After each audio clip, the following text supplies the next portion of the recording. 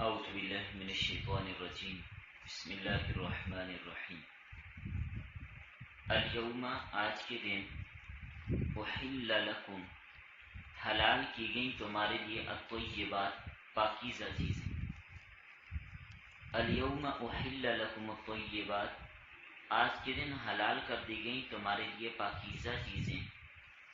وطعام الذین اور خوراک ان لوگوں کی اوت الکتاب جن کو کتاب دی گئی. حل لکم تمہارے لیے حلال ہے. ان لوگوں کا کھانا جنہیں کتاب دی گئی تمہارے لیے حلال ہے.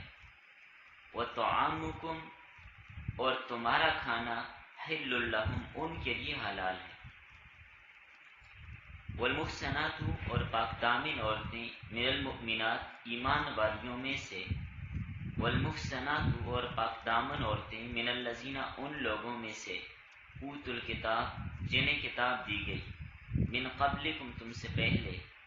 اذا آتیتموہن جب دو تم ان کو اجورہن ان کے مہر. محسنین نکاح کی قید میں رکھنے والے ہو. غیر مسافحین نہ کہ مستی نکالنے والے. ولا متخذی اخدان اور نہ خفیہ طور پر دوستی لگانے والے. ومن یکفر بالایمان اور جس نے انکار کیا ایمان کا. فقد حبط عملہ پس تحقیق ضائع ہو گیا عمل اس کا. وہو فی الآخرۃ من الخاسرین اور وہ آخرت میں نقصان اٹھانے والوں میں سے ہوگا. ربط لکھی.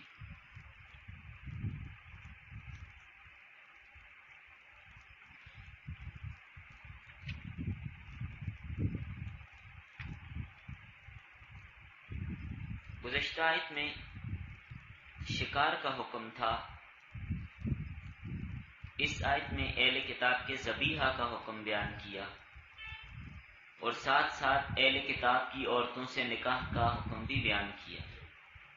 کیونکہ دونوں چیزیں سے انتفاع کیا جاتا ہے.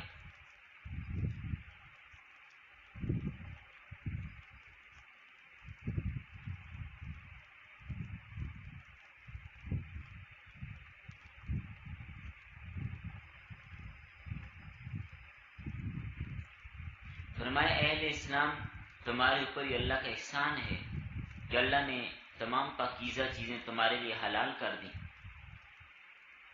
یہودیوں پہ ان کی سرکشی اور شرارتوں کی وجہ سے بہت ساری پاکیزہ چیزیں بھی حرام کر دی گئی تھی.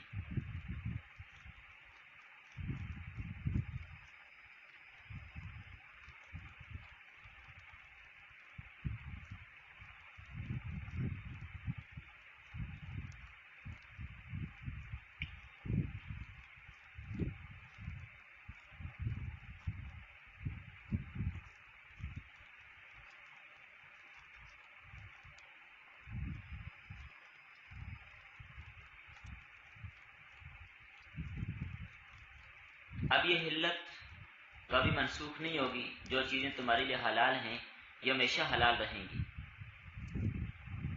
اور اہل کتاب کا ذبیحہ بھی تمہارے لیے حلال ہے. یہاں پر یاد رکھیں یہ جو فرمایا نا کہ اہل کتاب کا کھانا، تو کھانے سے مراد ذبیحہ ہے. باقی کفار کی چیزیں، خشک چیزیں، پھل دالیں سبزیاں، وہ تو ان کی بھی حلال ہیں. اہل کتاب کی جو قید ہے یہ ذبیحہ مراد ہے.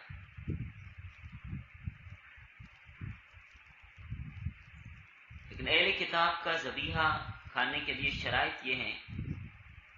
پہلی شرط یہ ہے کہ وہ جانور ان جانوروں میں سے نہ ہو جو قرآن و سنت میں حرام قرار دیے گئے. دوسری شرط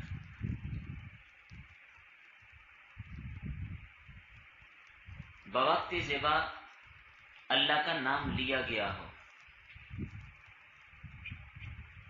چونکہ اہل کتاب کا اصل عقیدہ یہی تھا کہ غیر اللہ کے نام پہ جانور حلال نہیں ہوتا. اس اصل اعتقاد کی وجہ سے مسلمانوں کو ان کے ذبیحہ کی اجازت دی ہے.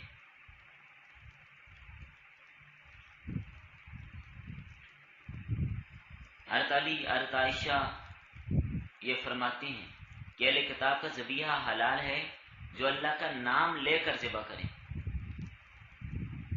نہ کہ حضرت عیسیٰ یا حضرت عزیر کے نام سے، کیونکہ اللہ تعالیٰ کا فرمان ہے وَمَا أُحِلَّ لِغَيْرِ اللَّهِ بِهِ، جس چیز کو غیر اللہ کے نام پہ ذبح کیا جائے اس کا کھانا جائز نہیں ہوتا۔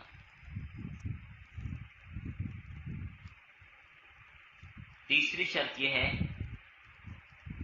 کہ اہل کتاب اسلام سے مرتد ہو کر یہود اور نصرانی نہ بنے ہو، کیونکہ مرتد کا ذبیحہ حلال نہیں ہوتا۔ فرمایا تمہارا ذبیحہ ان کے لیے حلال ہے، اور اس ذبیحہ کی اباحت طرفین سے ہے، دونوں طرف کے ذبیحے حلال ہے، مسلمان کا اہل کتاب کے لیے اور اہل کتاب کا مسلمان کے لیے۔ لیکن نکاح میں ایک جانب سے حلت ہے، مسلمان مرد کو کتابی عورت سے نکاح تو جائز ہے، لیکن کتابی مرد کا مسلمان عورت سے نکاح جائز نہیں ہے۔ تو اہل کتاب کو بعض حالتوں میں عام کفار سے الگ کیا ہے، لیکن یاد رکھیں یہ خصوصیت صرف دنیا میں آخرت کے اعتبار سے نہیں ہے۔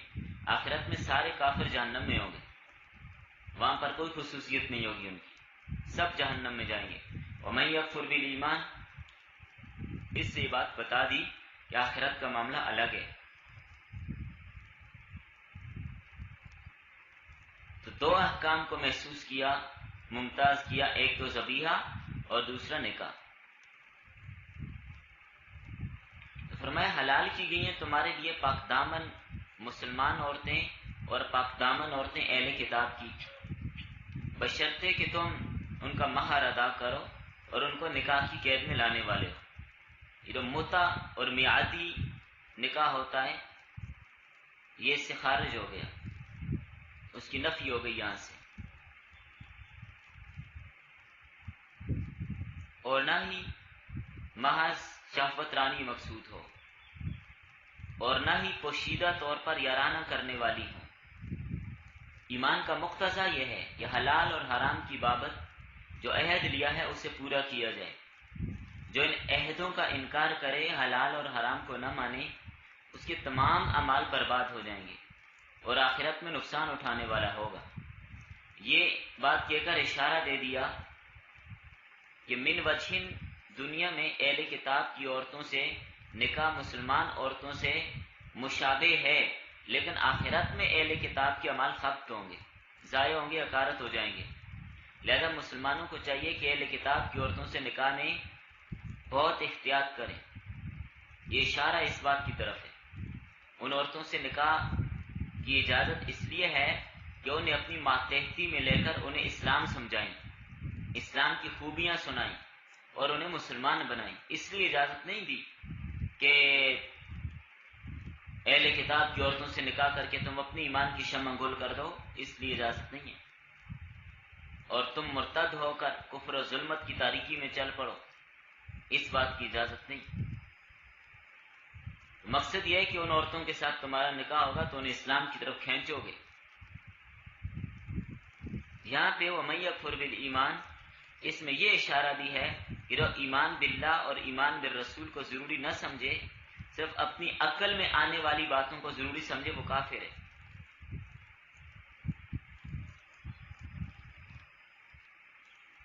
تو بہرحال اہل کتاب کی عورتوں سے نکاح کرنے میں نقصانات بہت ہیں۔ یہ تو مجبوری کی وجہ سے بعض امور میں اجازت دی ہے، ترغیب نہیں ہے، یاد رکھیں۔ تو اہل کتاب کی عورتوں سے جب نکاح ہوتے ہیں تو وہ بچوں کو بھی خراب کرتی ہیں۔ اس کے نقصانات واضح ہیں۔ آج کل جو لوگ یورپ میں رہتے ہیں اور وہاں پر عیسائی لڑکیوں سے شادیاں کرتے ہیں، پھر ساری زندگی کے لیے ان کے لیے مسائل بنتے ہیں، بلکہ ایسا بھی ہوتا ہے کہ ایمان چھوڑ بیٹھتے ہیں۔ یہاں پاکستان میں تو دنیا یہی سمجھتی ہے وہاں پر پیسے کما رہے ہیں، مسلمان ہیں، لیکن وہاں پر وہ ایمان سے بھی ہاتھ دھو بیٹھے ہوتے ہیں، مرتد ہو جاتے ہیں۔ تو یاد رکھیں اہل کتاب سے وہ لوگ مراد ہیں جو مذہباً اہل کتاب ہوں، نہ کہ صرف قومیت کے لحاظ سے یہودی نصرانی، چاہے عقیدہ ان کو کچھ بھی ہو، داری ہو، ملحد ہو،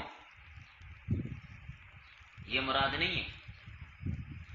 اس زمانے کے عیسائی برائے نام عیسائی ہیں، عموماً ایسے ہی ہے، اکثریت ان کی اللہ کی ذات کی منکر ہے، اللہ کو ہی نہیں مانتے، کسی مذہب کے قائل ہی نہیں ہیں، نہ آسمانی کتاب کے قائل ہیں۔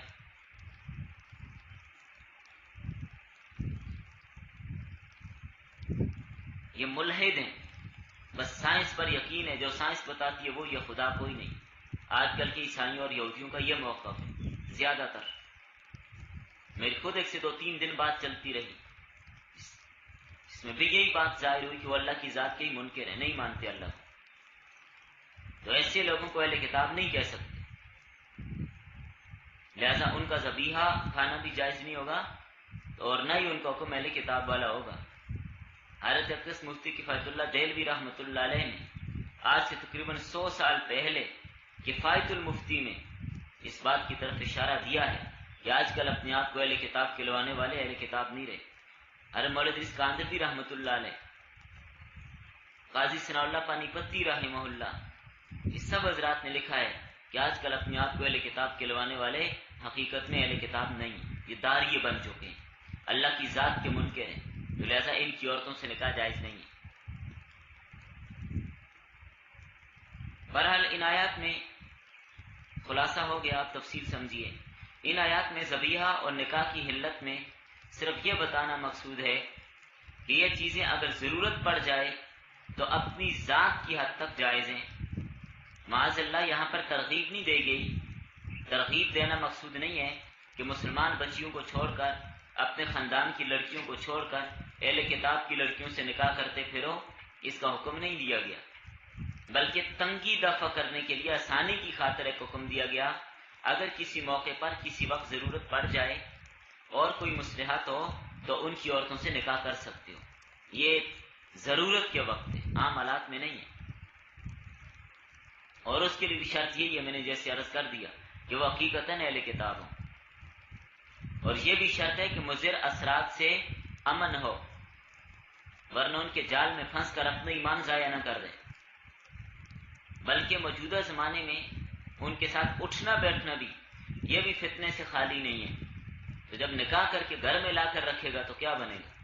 تو ظاہر ہے اس کے والدین، اس کے ماں باپ بھی گھر آئیں گے جائیں گے، رشتہ دار بھی آئیں گے جائیں گے، تو عیسائیت کے ساتھ یا یہودیت کے ساتھ اٹھنا بیٹھنا تعلقات، کیا خیال ہے اس کا ایمان باقی رہ سکتے ہیں؟ بہت مشکل بات ہے۔ اسلام سے بیزار ہونے کا سخت خطرہ ہے۔ تمام مشرکین اور مشرکات سے نکاح منع ہے، کیونکہ مشرک ہر اعتبار سے اسلام اور اہل اسلام سے دور ہے، کسی بھی معاملے میں یہ قریب نہیں ہے، جبکہ اہل کتاب سے اجازت دی مجبوری کی صورت میں وہ رسالت، قیامت، توحید کے مدعی ہیں۔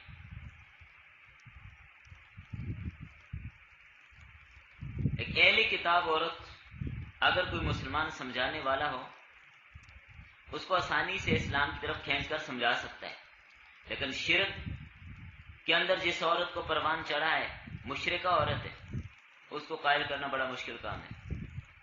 تو جب میاں بیوی کے اندر اختلاف ہو جائے، اتحاد اور یکجہتی کی کوئی صورت نہ ہو، شدید اختلاف آ جائے، تو معاملہ مزید خراب ہو جائے گا۔ اس لیے مشرکین اور مشرکات سے نکاح بالکلیہ منع ہے۔ قرآن و سنت میں مومنات صالحات سے نکاح کی ترغیب ہے۔ بد دین سے نکاح کرنے میں اپنے بھی دین کو خطرہ ہے۔ جن لوگوں نے میموں سے شادیاں کی ہیں، تاریخ اٹھا کے دیکھیے، جن لبرل قسم کے بعض لوگوں نے شادیاں کی تھیں، پھر کیا حالت بنی، نماز گئی، روزہ بھی گیا، کرتے کرتے ایمان بھی گیا، بے شمار مسالے ہیں۔ تو وقت نہیں کہ میں آپ کو کوئی مثال دوں، صرف میں نے سرسری طور پر بات عرض کر دی۔ مسلمان عورتوں کو اہل کتاب مرد سے نکاح کرنے کی اجازت نہیں ہے، یہ بات یاد رکھیے گا۔ مسلمان کی عورت اہل کتاب کے مرد سے نکاح نہیں کر سکتی، کیونکہ عورت کمزور ہوتی ہے، طبعاً بھی، عقلاً بھی، فطرتاً بھی۔ تو یہ حادثہ ہے کہ وہ مرد جو اہل کتاب کا ہوگا وہ اس عورت کو اپنے مذہب میں کھینچ لے گا، اور عورت میں طاقت نہیں ہوتی کہ مرد کو اپنے تابع بنائے، تو اس لیے کتابی مرد سے نکاح کی اجازت نہیں ہے۔ ہاں کتابیہ عورت سے نکاح کی کسی مصلحت اور ضرورت کی وجہ سے اجازت ہے، بشرطے کہ وہ اہل کتاب ہوں، داری اور ملحد نہ ہوں۔ اور میں نے عرض کر دیا آج کل کی یورپ کی اکثریت داری ہے، حضرت عمر رضی اللہ تعالیٰ عنہ بہت بصیرت والے آدمی تھے، بڑی فہم اور فراست والے آدمی تھے۔ حضرت عمر نے اپنے زمانے خلافت میں جب دیکھا بیروت، لبنان، شام، جب یہ علاقے حضرت عمر کے زمانے میں فتح ہوئے تو ان علاقوں میں حسن اور خوبصورتی بہت زیادہ تھی اس وقت بھی، آج بھی۔ تو یہ جو نئی نسل، جو نئے لوگ مسلمان ہوئے تھے، جب انہوں نے دیکھا کہ وہاں پر گوری عورتیں ہیں تو انہوں نے کیا کیا، ان کی عورتوں سے نکاح کرنے شروع کر دی۔ حضرت عمر نے پابندی لگا دی، خبردار اہل کتاب کی عورتوں سے نکاح کی اجازت نہیں۔ لوگوں نے حضرت عمر پہ اعتراض کیا کہ اللہ نے قرآن میں اجازت دی اور آپ پابندی لگا رہے ہیں، آپ منع کرتے ہیں۔ فرمایا اللہ کی اجازت کو میں بھی جانتا ہوں، میں بھی قرآن پڑھتا ہوں، مجھے بھی پتہ ہے کہ اللہ نے اجازت دی ہے، لیکن کچھ اور عوامل ہیں، تم اہل کتاب کی عورتوں سے نکاح کرو گے اس سے تمہاری اولاد پہ اثر پڑے گا، اس لیے میں تمہیں منع کرتا ہوں۔ اور خلیفہ راشد کو شرعی طور پر حق بھی ہوتا ہے۔ حضرت حذیفہ رضی اللہ تعالیٰ نے مدائن میں ایک یہودن سے نکاح کیا تھا، تو حضرت عمر رضی اللہ عنہ کو پتہ چلا، حضرت نے خط لکھا، بڑی تفصیلی بات اس خط میں، وہ خط کتاب الاثار میں اور امام ابو بکر جساس نے احکام القرآن کے اندر تفصیلاً ذکر کیا ہے۔ ایک دو لفظ اس کے جملے میں عرض کرتا ہوں۔ حضرت عمر رضی اللہ عنہ نے خط لکھا، فرمایا میرا خط جب پڑھو ہاتھ سے رکھنے سے پہلے اس عورت کو طلاق دے دو۔ فرمایا میں حرام تو نہیں کہتا، لیکن اہل کتاب کی عورتیں پاک دامن نہیں ہوتی تو ان کی ذریعے سے تمہارے گھروں میں بے حیائی داخل ہو جائے گی، لہذا طلاق دے دو اسے۔ اسی طرح حضرت طلحہ اور حضرت کعب بن مالک انہوں نے بھی نکاح کیا تھا، حضرت عمر نے ان کو بھی خط لکھا اور فرمایا چھوڑ دو انہیں، طلاق دے دو انہیں، کیونکہ یہ خلیفہ راشد کی بات ہو رہی ہے، پہلی صدی ہجری کی بات کر رہا ہوں۔ اس زمانے میں جب اہل کتاب کی عورتوں سے نکاح کرنے میں اتنے خطرات تھے تو آج آپ خود اندازہ لگائیں، کیونکہ ماں کا بچے پر بڑا اثر پڑتا ہے۔ تو ماں اگر بے دین ہوگی، ماں اگر دین سے دور ہوگی، بچے بھی دور ہوں گے۔ یہ آج کل مرزائی انہوں نے ایک نیا طریقہ شروع کیا ہے، اپنی لڑکیاں مسلمان لڑکوں کے نکاح میں دیتے ہیں۔ کالجوں میں، یونیورسٹیوں میں انہوں نے اپنی لڑکیوں کو ترغیب دی ہوئی ہے کہ مسلمان لڑکے قابو کرو، ان کے ساتھ دوستیاں کرو اور ان کو ورگلاؤ اور پھر نکاح پر ان کو مجبور کرو۔ تو کیونکہ لوگوں کو بھی پتہ تو ہوتا نہیں، پوچھتے تو ہے نہیں بھائی آپ کا مذہب مسلک کیا ہے، نکاح کر دیتے ہیں، بعد میں مسائل پیدا ہوتے ہیں۔ یہ مرزائیوں کا بہت عجیب قسم کا پروپیگنڈا ہے۔ ان کا نظریہ اور موقف یہ ہے کہ مسلمان لڑکوں کو اپنی لڑکیاں دے کر ان کی اولادوں کو مرزائی بناؤ، مسلمانوں کی اولادوں کو مرزائی بناؤ۔ یہ بڑی سخت قسم کی سازش ہے، یہ جو آج کل مرزائی یہ کام کر چکے ہیں۔ اس لیے اس معاملے میں احتیاط کریں، جہاں پر رشتہ لینا ہو پہلے پتہ کریں کون ہے، مسلمان بھی ہیں یا نہیں ہیں، کہیں مرزائی تو نہیں ہے۔ ویسے آپ کو یہ بتائیں گے کہ ہم مسلمان ہیں، لیکن جہاں پر شبہ ہو جائے ان سے کہیں بھائی صرف آپ کو یہ کہنا کافی نہیں ہے کہ ہم مسلمان ہیں، دو چار مرزے کو گالیاں بھی نکال کے دکھاؤ، مرزے پر لعنت بھی بھیجو، پھر ہمیں یقین ہوگا کہ آپ کیا ہو۔ تو مرزائی اگر ہوگا وہ مرزے پر کبھی لعنت نہیں بھیجے گا۔ تو یاد رکھیں ماں کا گہرا اثر ہوتا ہے بچے پر۔ شیخ عبد القادر جیلانی رحمۃ اللہ علیہ کی والدہ فرماتی ہیں میں نے کبھی اپنے بچے کو بغیر وضو کے دودھ بھی نہیں پلایا، جب بغیر وضو کے دودھ نہیں پلایا، وضو کر کے دودھ پلایا تو بچے پر شیخ جیلانی جیسے ہی آئیں گے۔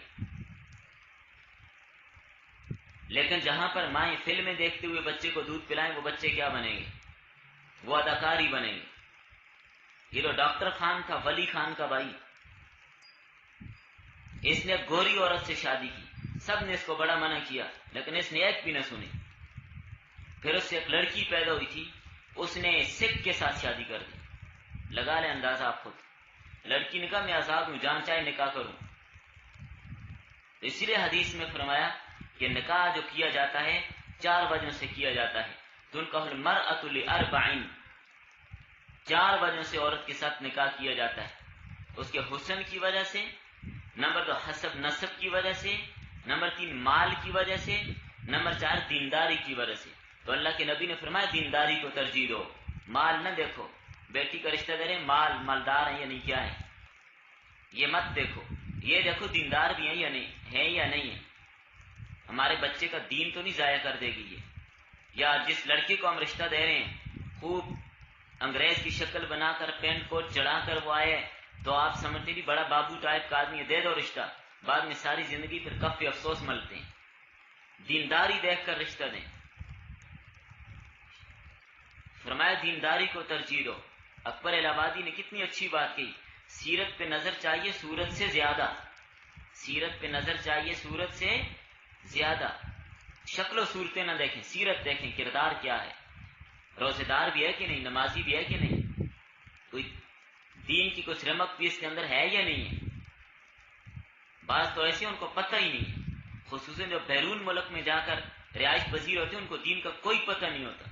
ماں باپ چلیں پھر کچھ نہ کچھ جانتے ہیں، لیکن وہاں پر رہ کر ماحول کا اثر ہوتے ہیں، بچوں کی کوئی تربیت نہیں کرتے، وہ بچے شرابوں تک پیتے ہیں، سب کچھ کرتے ہیں وہاں پر، ماں باپ کو کوئی فکر نہیں ہوتی کیا ہو رہا ہے اور کیا نہیں ہو رہا، بس یہ ہے کہ ہم باہر رہ رہے ہیں جی، ہم بیرون ملک میں رہ رہے ہیں، یہ ایک جذبہ اور یہ ایک شوق ہے۔ ایمان جاتے تو جائے، اس کی کوئی فکر نہیں۔ اس لیے بغیر مجبوری کے کفار کے ملک میں بچوں کو رکھنا یہ سخت ظلم ہے، اور خصوصاً ماں باپ کی پھر ان پر توجہ بھی نہ ہو، ماں باپ خود دیندار نہ تو بچے کو کیا دیندار بنائیں گے، وہ ایمان سے یاد دھو بیٹھتے ہیں، ملحد بن جاتے ہیں، اللہ کی ذات کی منکر بن جاتے ہیں۔ اور یہ بھی ذہن میں رکھیں کہ اگر اہل کتاب کی عورت سے نکاح کیا تو عموماً یہاں پر ایک یہ بھی خطرہ ہے، میں پوائنٹ بتا رہا ہوں آپ کو، تفصیل نہیں بتا رہا، صرف اہل کتاب کی عورتیں، یہودیوں اور عیسائیوں کی عورتیں جب وہ کسی مسلمان کے نکاح میں، مسلمان گھر میں، مسلمان ملک میں آتی ہیں، جاسوسی کرتی ہیں مسلمانوں کی، اور مسلمان ملک کی جاسوسی کر کے وہ ساری باتیں آگے پہنچاتی ہیں، یہ مقصد ہوتا ہے ان کا، اور جس سے ملک اور ملت کو سخت نقصان ہوتا ہے۔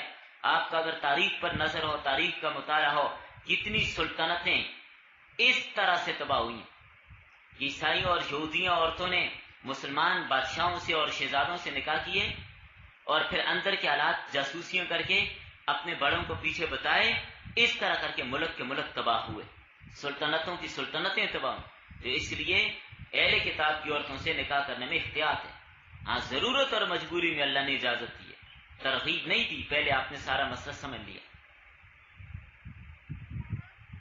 آپ لوگ کوشش کریں وقت پہ آنے کی، تاکہ بہت سارا اہم سبق ہوتے وہ آپ سے ضائع ہو جاتے ہیں۔ اہل کتاب کا مصداق کون ہے؟ تو اس سے مراد یہودی اور عیسائی ہیں۔ آپ اس کی یوں بھی تعریف کر لیں کہ ایسی کتاب جس کا نزول من جانب اللہ ہو، قطعی طور پر معلوم ہو کہ فلاں کتاب اللہ کی طرف سے اتری ہے، اور وہ لوگ اس کتاب کو ماننے کا دعویٰ کرتے ہیں، عملی زندگی چاہے جیسی بھی، اس سے بحث نہیں ہے، اس کتاب کے ماننے کا دعویٰ کرتے ہیں تو وہ اہل کتاب کہلواتے ہیں۔ عملی زندگی تو آج مسلمانوں کی بھی دیکھ لیں، کیا ہے دعوت ہے، ہم قرآن کو مانتے ہیں، لیکن عملی زندگی دیکھ لیجیے ان کی، جیسے تورات، زبور، انجیل، یہ من جانب اللہ ہونے کی قطعی دلیل ہے، قرآن کریم میں موجود ہے کہ اللہ کی طرف سے ہیں، صرف آگے انہوں نے تحریفیں کر دی ہیں، باقی کتابیں تو اصل تھیں اللہ کی طرف سے، یہود و نصارہ نے خود اس میں گڑبڑ کر دی۔ ایسی صحف ابراہیم کا ذکر ہے، لیکن اس کا مصداق کون سی کتاب ہے کوئی تذکرہ نہیں۔ باقی دوسری کتابیں سکھوں کے گرنتھ ہیں، یا ہندوؤں کی بوتھیا وغیرہ، یا اس طرح آتش پرستوں کی کوئی کتابیں الہامی ہونے کا وہ دعویٰ کرتے ہیں، لیکن ان کے بارے میں کوئی پتہ نہیں ہے کہ ان کی کتابیں الہامی ہے یا نہیں، تو اس لیے ان کو اہل کتاب نہیں کہہ سکتے۔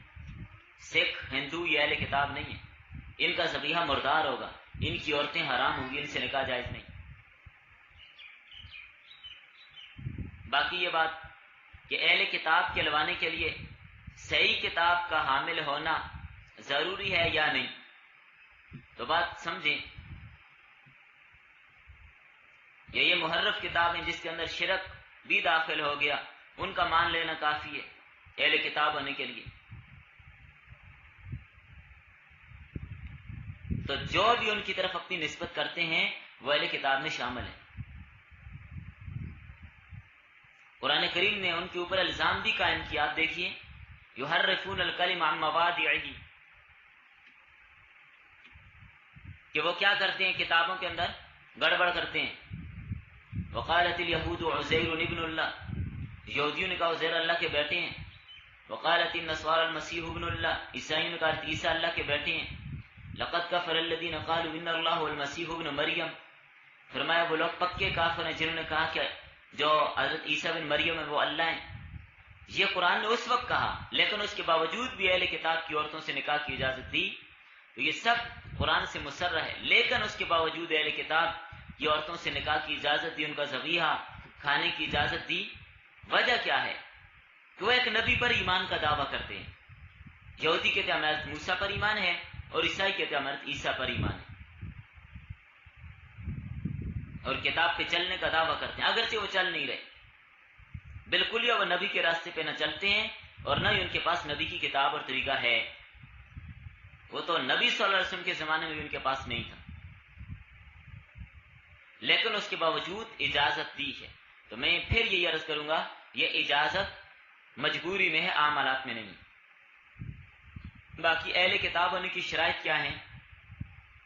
اہل کتاب آج کل اکثریت جو اپنے آپ کو اہل کتاب کہلواتی ہے، جس طرح بعض لوگ مردم شماری میں، ووٹوں کی لسٹوں میں اپنے آپ کو مسلمان لکھواتے ہیں، حالانکہ وہ مسلمان نہیں ہوتے، ختم نبوت کے منکر ہوتے ہیں۔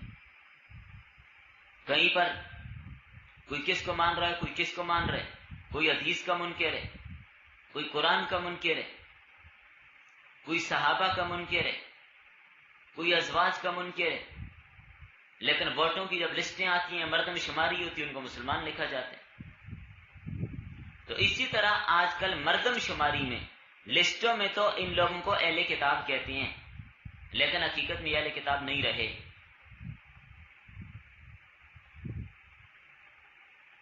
سیاسی طور پر مسلمان شمار ہوتے ہیں بس۔ تو ایسے لوگ جو اپنے آپ کو اہل کتاب کہلواتے ہیں، ان کا ذبیحہ کھانا جائز نہیں ہوگا، اور نہ ہی ان کی عورتوں سے نکاح جائز ہوگا۔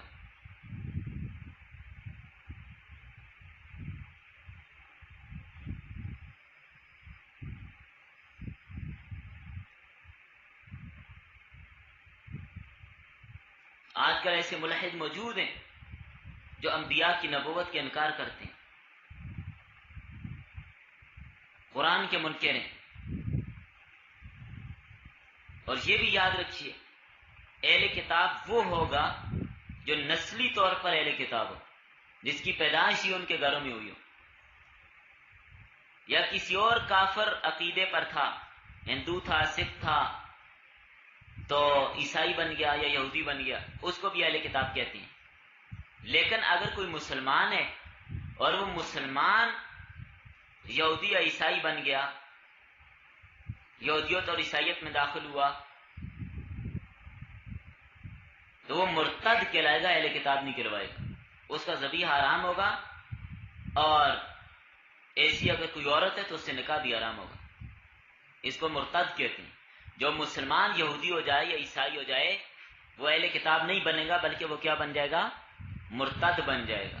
اور مرتد کی سزا کیا ہے؟ اسلامی حکومت کا کام ہے 3 دن تک اس کو مہلت دے کہ اپنے شکوک شبہات علماء کے پاس بیٹھ کر دور کرو، اگر وہ نہیں دور کرتا تو اس کو قتل کر دیا جائے گا۔ لیکن یہ کام حکومت کا ہے، ہمارا نہیں ہے، یاد رکھیں بات۔ تو بہرحال خلاصہ کلام آج کی ساری گفتگو کا یہ ہے کہ عام حالات میں مطلقاً اجازت نہیں ہے اہل کتاب کی عورتوں سے شادی کی۔ ہاں اگر کوئی مجبوری ہے تو اس صورت میں اس کی گنجائش ہوگی، لیکن وہ بھی تب جب حقیقتاً وہ اہل کتاب ہوں، داری اور ملحد نہ ہوں۔ اور نقصان سے یہ خالی نہیں ہے ان کی عورتوں سے شادی کرنا، جیسے عمر رضی اللہ عنہ نے اپنی بصیرت سے یہ دیکھ کر منع فرما دیا تھا۔ جہاں بھی کسی نے اگر کسی غیر مسلم عورت سے شادی کی ہے، کسی انگریز سے شادی کی ہے، تو نتیجہ اس کا برا نکلا ہے۔ بہت سارے ایسے واقعات ہیں، بہت سارے، سخت برا نتیجہ نکلا۔ ارے شیخ الاسلام فرماتے ہیں، مجھے ایک آدمی نے امریکہ سے غالباً فون کیا یا برطانیہ سے، اس نے کہا کہ میں نے ایک عیسائی لڑکی سے نکاح کیا تھا، تو اس وقت تو اس کے عشق کا بھوت سوار تھا، مجھے پتہ نہ چل سکا، اور چونکہ میں یورپ میں رہتا تھا، اسلام کے بارے میں کوئی اتنی معلومات بھی مجھے نہیں تھی، اور نہ ہی مجھے اسلام کا مطالعہ تھا۔ بہرحال میں نے اس سے شادی کر لی، ہوتے ہوتے زندگی جیسی رہی ویسی رہی، گزرتی گئی، مجھے کسی چیز کا کوئی دھیان، کوئی پرواہ نہ رہی۔ کرتے کرتے جب میری اولاد ہوئی، بچے بڑے ہوئے، تو میں نے دیکھا کہ میری یہ بیوی بچوں کو عیسائیت سکھا رہی ہے، کہتے اس وقت میرے اندر کا مسلمان جاگا کہ میرے بچے اور عیسائی بنیں گے. کہ میں بڑا پریشان ہوا، اپنی بیوی کو منع کیا کہ ان کو عیسائی نہیں بنانا. اس نے کہا تو کون ہوتا ہے منع کرنے والا؟ بہرحال وہ آگے سے بحث کرتی، میں بات کرتا تو میرے پاس جواب کوئی نہ ہوتا. چونکہ غیر مسلم لوگ اپنے دین پر مکمل عبور رکھتے ہیں اور اسلام کو بھی پڑھتے ہیں. ہم نہیں پڑھتے، ہمیں نہیں پتہ ہوتا. وہ پڑھتے ہیں سارا کچھ، ان کو اسلام پر، اسلامی لٹریچر پر اتنا مطالعہ ہمیں بھی نہیں ہے. تو یہ جو آکسفورڈ یونیورسٹی ہے، گلاسکو یونیورسٹی ہے، یہ جو اسلامیات میں پی ایچ ڈی کروا رہے ہیں، یہ انگریز کروا رہے ہیں، غیر مسلم کروا رہے ہیں. آپ خود اندازہ لگائیں کہ ان کو اسلام پر کتنا مطالعہ ہے. تو دیکھیے، یہ کہتے ہیں میں اس سے بات کرتا، سمجھانے کی کوشش کرتا، تو میرے پاس کوئی دلیل تھی نہیں کہ میں اس کو سمجھا سکوں. میں اگر ایک بات کرتا ہوں 10 باتیں کرتی، میری بات کا جواب میرے منہ میں ہوتا، میں اس کو کوئی جواب نہیں دے سکتا تھا. تو بالآخر اس نے حضرت شیخ الاسلام کو خط لکھا کہ مجھے بتائیں میں کیا کروں. وہ سمجھتی نہیں ہے، مانتی نہیں ہے، اور میں سمجھا بھی نہیں سکتا. تو حضرت نے جواب لکھا اور فرمایا میں اپنی یہ کتاب بھیج رہا ہوں، اس کتاب کا اپنی بیوی سے کہو مطالعہ کریں، اور دوسرا یہ کہ ساتھ اپنی بیوی سے کہو اور آپ بھی روزانہ اٹھ کر رات کو دعا کیا کرو کہ اللہ جو دین سچا ہے ہمیں اس کی طرف رہنمائی فرما دے. تو کہتے ہیں وہ جب خط پہنچا اس عورت کے دل پہ بات لگ گئی، تو وہ کتاب بھی اس نے مطالعہ کرنی شروع کر دی اور دعا بھی کرتی تھی. کرتے کرتے کرتے ایک دن ایسا ہوا کہ دونوں جا رہے تھے کہیں، آفس جا رہی تھی، وہ جہاں بھی جا رہی تھی، گاڑی چلا رہی تھی. تو اچانک فوراً اس نے گاڑی سڑک کے کنارے پر سائڈ پہ کی اور گاڑی کے اسٹیئرنگ پر اپنا سر رکھا اور زور زور سے رونا شروع کر دیا. یہ کہتا ہے میں نے سمجھا کہ شاید اس کو کوئی ہارٹ اٹیک ہو رہا ہے یا کیا مسئلہ ہے. میں نے پوچھا اسپتال چلیں، لیکن اس نے کہا نہیں. بہرحال جب تھوڑا سنبھلی تو اس نے بتایا کہ مجھے یہیں پر قریب کسی اسلامک سینٹر لے جاؤ، میں مسلمان ہونا چاہتی ہوں. کہتا مجھے یقین نہیں آتا تھا یہ وہی عورت ہے جو میرے ساتھ بحثیں کیا کرتی تھی، کہ یہ وہی لڑکی ہے جو کہتی تھی اسلام سچا نہیں، عیسائیت سچی ہے، اور میرے ساتھ مناظرے اور مباحثے کرتی، رات دن بحثیں تکرار ہوتا. تو بہرحال وہ اس کو اسلامک سینٹر لے کے گیا، مسلمان ہو گئی. اس کے بعد پھر حضرت مفتی تقی عثمانی صاحب شیخ الاسلام ان کو خط لکھا. تو اس نے کہا حضرت یہ سارا ماجرا ہوا تو یہ ہے دعا کا نتیجہ، کہ دعا کریں کہ ہم اللہ میں آنکھ تک پہنچا دے. تو بہرحال یہ چیزیں نقصان سے خالی نہیں ہوتی. تو پھر اس عورت کی طرف سے بھی حضرت مفتی صاحب کے نام خط آیا. ایک خط اس نے اپنی طرف سے لکھا، ایک اس عورت نے لکھا کہ میں آپ کا شکریہ ادا کرتی ہوں کہ آپ نے مجھے دنیا کے اندر ہی ایک ایسا گور ایسا طریقہ بتا دیا کہ میں آخرت کے عذاب سے بچ جاؤں. تو بہرحال یہ لوگ جب مسلمان ہوتے ہیں یہ پکے سچے مسلمان ہوتے ہیں، صحیح مسلمان ہوتے ہیں، ہماری طرح نہیں ہوتے. یہ صحیح مسلمان ہوتے ہیں، صحیح دین پر چلنے والے، صحیح معنی میں مسلمان ہوتے ہیں. تو بہرحال اگر کوئی یہ یقین رکھتا ہے کہ اس عورت کے ساتھ میں شادی کر کے اس کو مسلمان بنا دوں گا یا پہلے اس کو مسلمان بنا دے پھر تو ٹھیک ہے، لیکن اس کا یہ مطلب بھی نہیں ہے کہ اپنی مسلمان بچیوں کو بالکل چھوڑ دیا جائے اور ان کو سائڈ پہ رکھ کر ان کے ساتھ نکاح کرنے شروع کر دی جائے. یوں اجازت بھی نہیں ہو. تو چلیں بس.